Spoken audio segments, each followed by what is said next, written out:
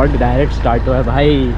दूसरे व्लॉग में देखोगे खेत दिखा रहे थे, वो यही वाला खेत है। इधर स्कूटी घुसा दिए हैं, नानी मना करी थी, बट हम थोड़ा खुराफात आदमी हैं। जहाँ आदमी साइकिल नहीं चला सकता हम स्कूटी चला रहे हैं। ठीक है, हम मोस्टली पार्किंग वार्किंग के लिए यूज़ होता है। अभी फ़िलहाल पार्किंग के लिए भी यूज़ नहीं हो रहा है। ऑफ रोडिंग कर रहे हैं हम स्कूटी के साथ। ऑफ रोडिंग पूरा होंडा एक्टिवा 125 का वो कर रहा है, क्वालिटी ड्यूरेबिलिटी दोनों चेक कर रहा है। अरे बाप रे बाप, नीचे जाना पड़ रहा है, इधर से चढ़ पाएगा? Let's see. बस स्लिप कर रहा है अंदर। ठीक है, चलेंगे करेंगे। ऐसे बच्चों हाँ कबाब कैसे हो? बच्चा शौक निकल जाएगा, निकल जाएगा। होंडा बनाया तो सही चीज़ है।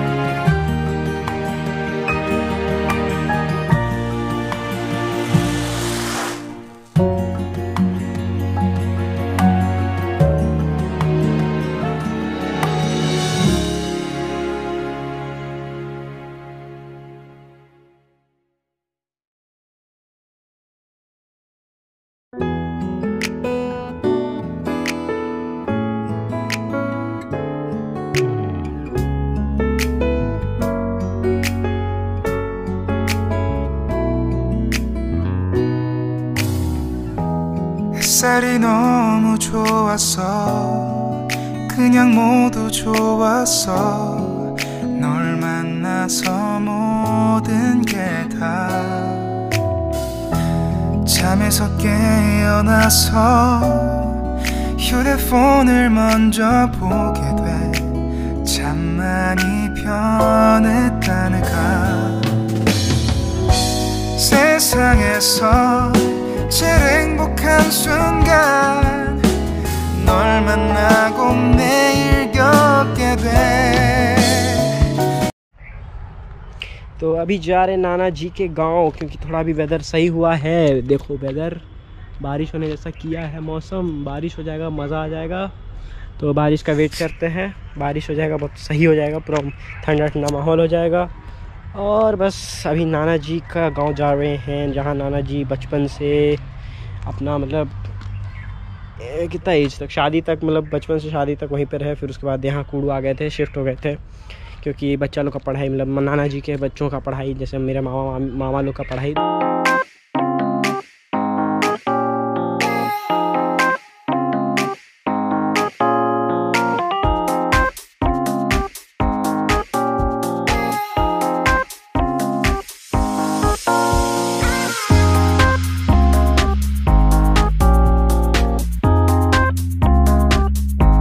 का मज़ा ले रहे हैं, मज़ा तो आ रहा है। और एक चीज़ अभी हम नोटिस किए कि मेरे हाथ में जो इतना वो क्या बोलते हैं धागा बंधा हुआ है भगवान जी का। अरे इसको देख के मेरे को उसका याद आ रहा है, कोई एक जो नया लड़की, मतलब शादीशुदा जोड़ा में जो लड़की लोग पहन के घूमती है चूड़ी सब, तो इसका जैसा लग रहा है। बट मेरे को पसंद है ऐसा धागा वागा सब। पूरा गाँव घूम रहा है नाना जी, मस्त। दिखाते हैं, एग्रीकल्चर के बारे में बताते हैं। तो एग्रीकल्चर के बारे में बेसिक, गर्मी जब ज़्यादा पड़ जाता है, सूरज चाचू कुछ ज़्यादा गर्म हो जाते हैं। तो सूरज चाचू की किरणें वहाँ पे है, तो वहाँ पे है सूरज चाचू। तो मेनली ये वाटर हार्वेस्टिंग के लिए है, रेन वाटर हार्वेस्टिंग के लिए है। पानी है इसमें अभी भी, थोड़ा सा गंदा है बट पौधा वौधों के लिए ठीक है। तो इससे इरिगेट किया जाता है एरियाज़ को हरा भरा रखने के लिए, क्योंकि पानी कभी भी मतलब सूख जाता है नदी वदी का। तो यहीं से ये बनाया हुआ है, इसमें पानी मतलब बारिश का पानी या गर्मी में जब भी बारिश वारिश हुआ तो इसमें स्टोर हो करके रखते हैं वो लोग पानी, और बाद में इरिगेशन में लोग हेल्प करते हैं ये पानी।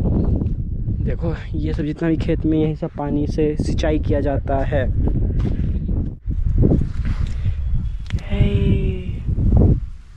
बैंगन का खेती, तो छुटका बैंगन है यार, खाया हुआ है वैसे बट ठीक है। छुटका छुटका बैंगन से यहाँ पे लगा हुआ ये बैंगन का खेती हो रहा है। इधर टमाटर का खेती हो रहा है, पूरा टमाटर भरा हुआ है। और क्या क्या है, बहुत सारा टमाटर है, पता नहीं कच्चा कच्चा टमाटर है। यहाँ पे गिरा हुआ टमाटर है, मेरी तरह गिरा हुआ है ये भी, लेकिन ये टमाटर स्वीट है, मतलब स्वीट नहीं, कच्चा टमाटर है। बैंगन का खेती, इधर अच्छा सुंदर सा बैंगन दिख गया मेरे को। भाई क्या चीटी वीटी था कुछ, जो भी है मस्त सुंदर सा बैंगन है, पर्पल कलर का। छोटा सा और एक बैंगन है, ये भी छोटा सा है बैंगन।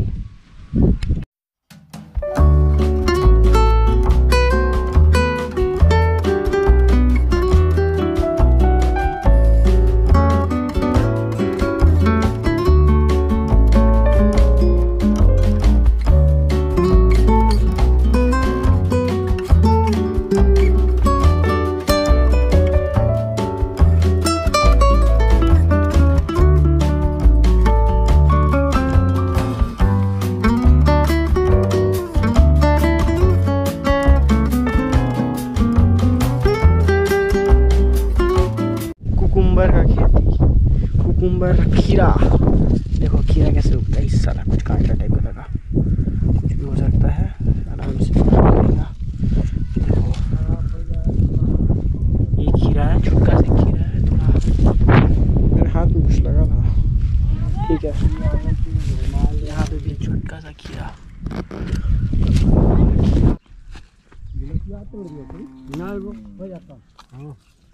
ये सब धनिया है, ये भी धनिया पानी नहीं पट के धनिया ऐसा हो गया, धनिया नहीं खा लिया पता। जो 10 रुपये में सब फ्री में लेना चाहता है सब्जी के साथ, तो वो सब धनिया। लेकिन आजकल धनिया महंगे होते, 50 रुपये पैज उठाते रहते। ये काला पत्ते तोड़ दिए शिवानी हो, ऐसे फ्रेश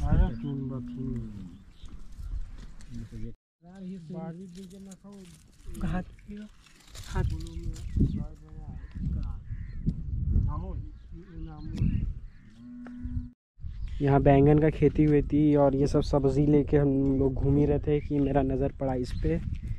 ये है पम्पकिन, कितना बड़ा पम्पकिन है भाई, ख़राब है क्या?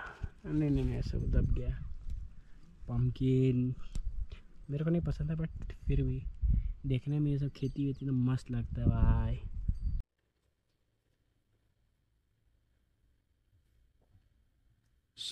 आज है डे 4 और आज व्लॉग नहीं आया क्योंकि कंबाइन व्लॉग आएगा, क्योंकि मेरा तबीयत कुछ ज़्यादा ख़राब हो गया था, क्योंकि कर्मा मेरे को कुछ ज़्यादा ही जल्दी मिल गया था। जैसे कि देखे थे एक आंटी रास्ते पे वॉमिट कर रही थी, हम मजाक बना लिए थे तो उसके चक्कर में मेरे को भी अनडाइजेशन के वजह से खाना का मेरे को वॉमिट होने लगा था। घर आने के बाद तबीयत भयंकर ख़राब हो गया था, पेट दुख रहा था। व्लॉग नहीं बना पाए, ना एडिट कर पाए थे, सोए हुए थे, दिन भर रेस्ट किए, रिलैक्स किए, चिल किए।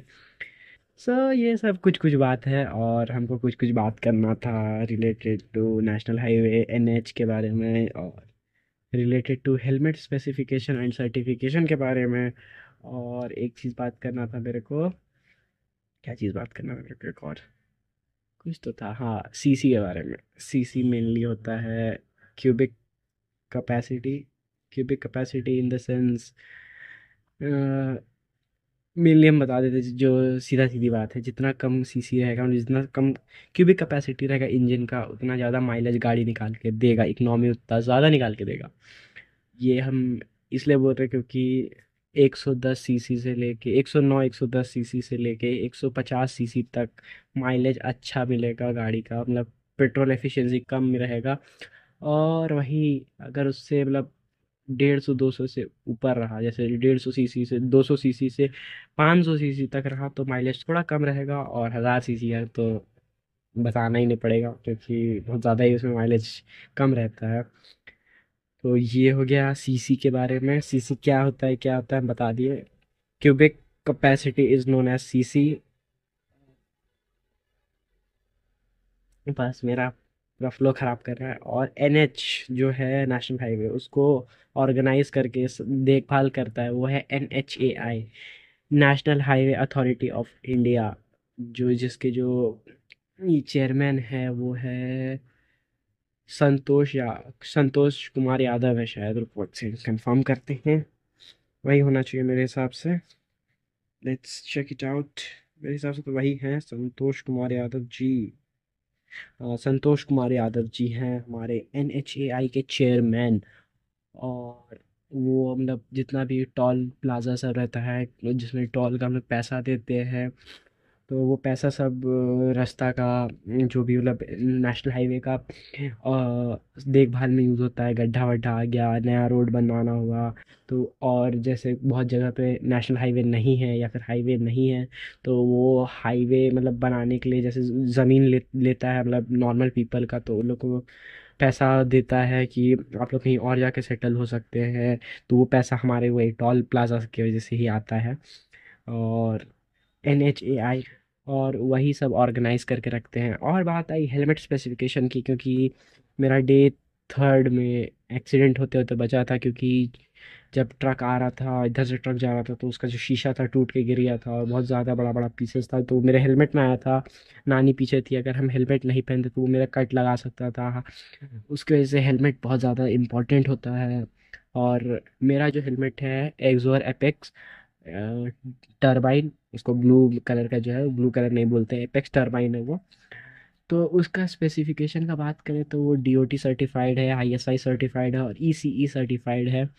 तो मेनली सर्टिफिकेशन का बात करते हैं पहले, फिर उसके बाद उसका क्या क्या मतलब रोल है वो उसके बारे में बात करेंगे। तो ISI सर्टिफाइड का मतलब है वो मैंडेटरी है इंडिया के लिए। ISI सर्टिफाइड इंडिया में बहुत ज़्यादा है, रुको हम इसका आपको पूरा डिटेल बताते हैं। तो ISI का फुल फॉर्म पहले बता देते हैं। इंडियन स्टैंडर्ड इंस्टीट्यूट से वो सर्टिफाइड होके आता है। वो लोग इंडियन स्टैंडर्ड इंस्टीट्यूट उसको तोड़ता है, मतलब कोशिश करता है उसको जितना तोड़ने की कोशिश करे, कितना वो ड्यूरेबल है क्या नहीं है, वो सब देखता है। वो एक्सीडेंट में आदमी को बचा सकता है कि नहीं, तो वो ISI सर्टिफाइड होता है। और रही बात ECE और DOT सर्टिफाइड का, तो पहले ISI सर्टिफाइड का बताते हैं। इंडिया में अगर कोई भी हेलमेट पहन रहे हो तो वो ISI सर्टिफाइड होना चाहिए। तो जैसे बहुत सारा हेलमेट अभी आता है, जैसे AGV का है, HJC का है, और बहुत सारा KYT का है, बहुत सारा जैसे फॉरेन ब्रांड है। AGV जो है वो फॉरेन ब्रांड है, और German brand, I think German या इटालियन ब्रांड है।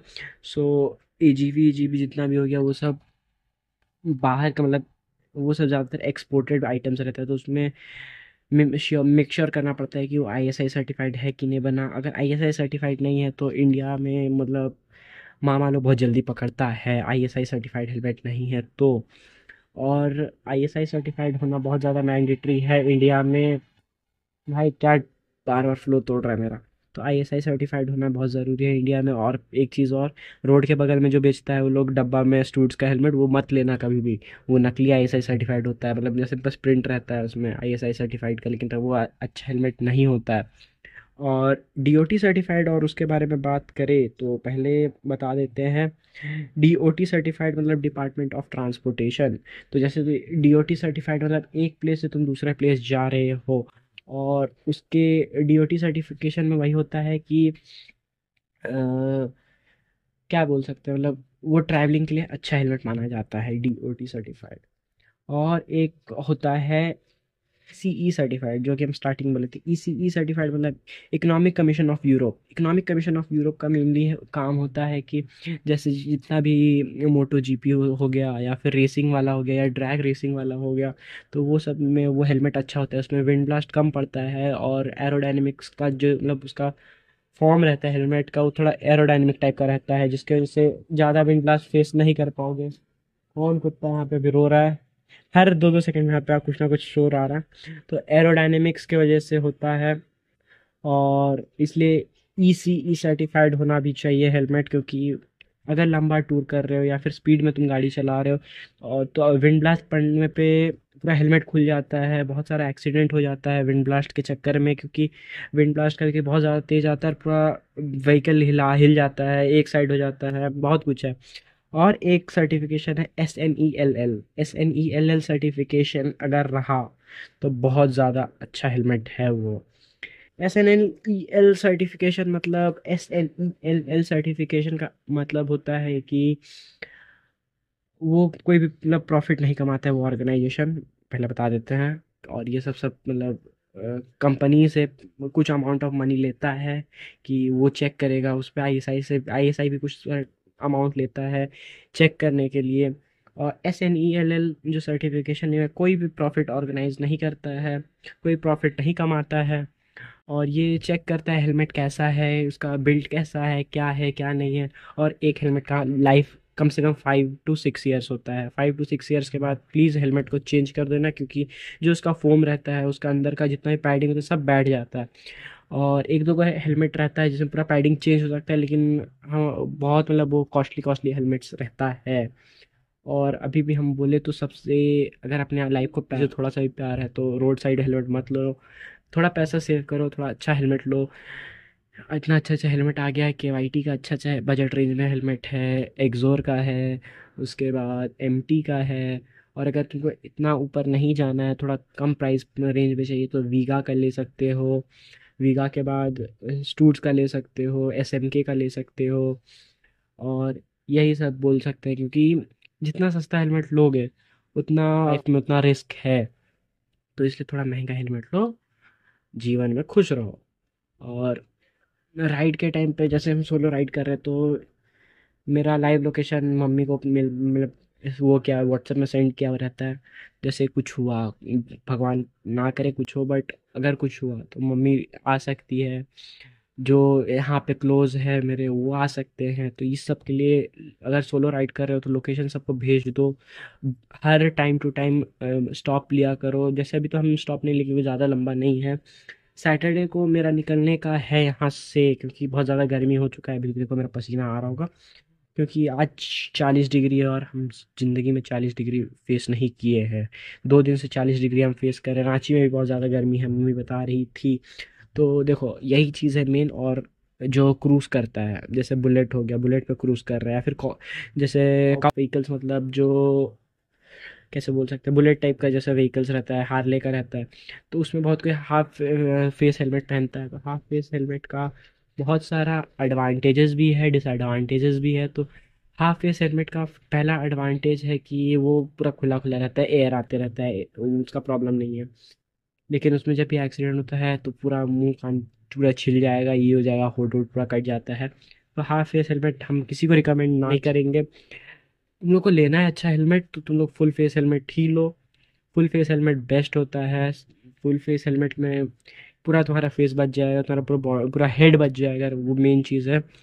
और मेरा जब एक बार पहली बार एक्सीडेंट हुआ था स्कूटी खरीदने के 1 डेढ़ महीने 1 डेढ़ हफ्ते बाद हुआ था एक्सीडेंट, जिसकी वजह से मेरा पूरा लिप्स कट गया था पूरा। ये सब बहुत अच्छा है कि वो डॉक्टर के पास गए, दवाई वाई लिए तो ठीक है, लेकिन वो दर्द बहुत होता है उस एक्सीडेंट सब में। और बाद में जब एक्सीडेंट थोड़ा थोड़ा मतलब हील अप होने लगता है तब ज़्यादा दुखता है। तो फुल फेस हेलमेट ही लो, और थोड़ा महंगा हेलमेट लो। ISI सर्टिफाइड देख के बस मत लो, कि क्योंकि आजकल ISI सर्टिफाइड नकली भी मिलता है, नकली चिपका के वो लोग दे देता है। तो रोड साइड के मतलब रोड साइड के जो साइड में बेचता है वो हेलमेट मत लो, रिक्वेस्ट है। अच्छा दुकान से ले लो, दुकान से लोगे वो ज़्यादा बेटर रहेगा। जो तुम ISI सर्टिफाइड हेलमेट ले रहे हो रोड के बगल से, वो नहीं बचाने वाला है, सच बता रहे हैं। और मेरा मेरा जो हेलमेट है वो तुम देख सकते हो डीओटी सर्टिफाइड है, ईसीई सर्टिफाइड है और आईएसआई सर्टिफाइड है। तो ये और इतना सर्टिफिकेशन के बारे में बताने के बाद भी अगर तुम लोग को कुछ समझ में नहीं आया तो जितना ज़्यादा सर्टिफिकेशन है हेलमेट में वही वाला हेलमेट उठा लो, समझे। इससे ज़्यादा हम कुछ नहीं बता सकते। तो अब बज रहा है 8:45, 9:45, 8:45, 8:45, 8:45 हो रहा है। लंच वंच हो गया है, सब हो गया है, बहुत जल्दी हो जाते हैं यहाँ पे। तो हो गया है। ऊपर बहुत ज़्यादा गर्मी लग रहा है तो जा रहे हैं नहाते हैं। नहाने के बाद पानी लेंगे, पानी की बॉटल ले लेते हैं। नीचे जा रहे हैं तो पानी भर लेंगे। और आज का थोड़ा व्लॉग डिफरेंट था क्योंकि आज खेत वेत घूमने गए थे। सो आज का थोड़ा डिफरेंट व्लॉग था। एग्रीकल्चर के बारे में थोड़ा डिटेल में बताए। यहाँ पे भी नहा सकते थे वॉशरूम में, लेकिन गर्म पानी आएगा सिंटेक्स का। तो नीचे कुएं के पानी से नहाएंगे जो कि बहुत ज़्यादा ठंडा ठंडा चिल्ड रहता है, मज़ा आ जाता है। तो जाते हैं अभी फ़िलहाल नहाते हैं क्योंकि बहुत ज़्यादा गर्मी लग रहा है। और सुबह में एक बार नहाए थे, उसके बाद फिर अभी नहा रहे जा रहे हैं। तो नहाते हैं और आज का ब्लॉग एंजॉय करो। वैसे भी एग्रीकल्चर के बारे था तो जाओ एंजॉय करो जाके। बाय आज के लिए।